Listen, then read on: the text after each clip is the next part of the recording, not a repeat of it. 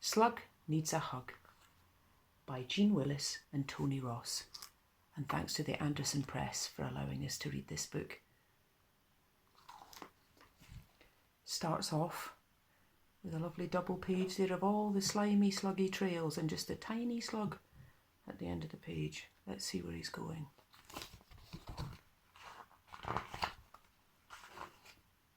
Once upon a timey, there was a little slimy, spotty, shiny, whiny slug.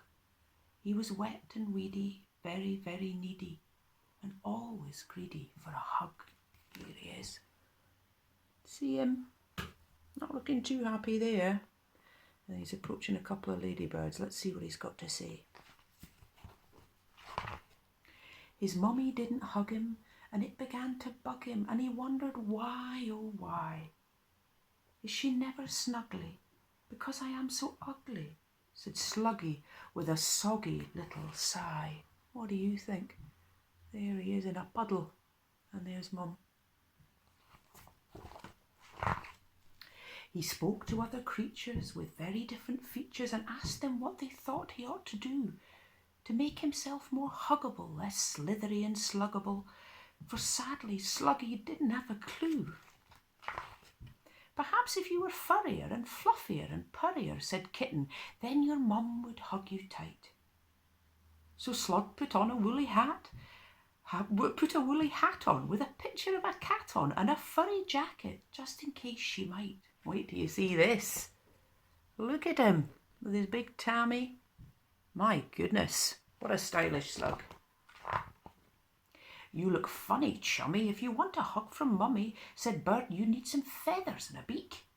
Piglet roared with laughter. If it's hugs the slug is after, he needs trotters and a tail and a squeak. My goodness, look at him. He's got his beak now and his feathers. With trotters, tail and coat and beak and feathers, Slug met Goat, who told him that he looked a little weird. If you want a hug, my friend, you need horns stuck on the end, and get yourself a handsome goatee beard. I say, check him. Slug did as Goat suggested, and he sensibly invested in some horns and a moustache made out of string. Moth looked aghast and muttered, and he whispered as he fluttered, Slug, you need some wings, you silly little thing. Sluggy made himself a pair. He couldn't fly into the air. His wings were scarlet petals from a rose. Although he smelled delightful, Fox declared that he looked frightful, and he'd never get a hug without a nose. Here we go. There he is with his pink wings. Should I lose the beak, thought Slug. If I really want a hug, would Mummy love me more with just a snout? There was very little space to wear them both upon his face, but Sluggy did, in case of any doubt. Wait till you see this. There he is looking at his tail and his beak.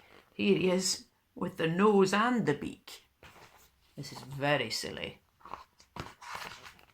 Sluggy gazed into the brook at his astonishing new look and barely recognised his own reflection.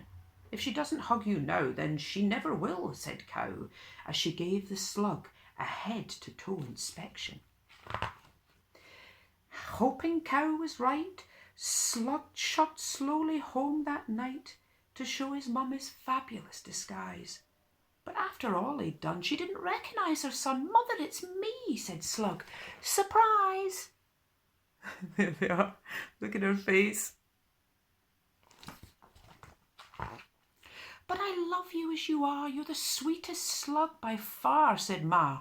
You have been very greatly missed. You're beautiful and charming. If I could, I'd hug you, darling. But alas, she had no arms, and so they kissed. And that's the end of tonight's story. And it had a happy ending, don't you think? Let's see what Sluggy's doing over the page. Happy Mummy Slug. Happy Sluggy Slug. Good night.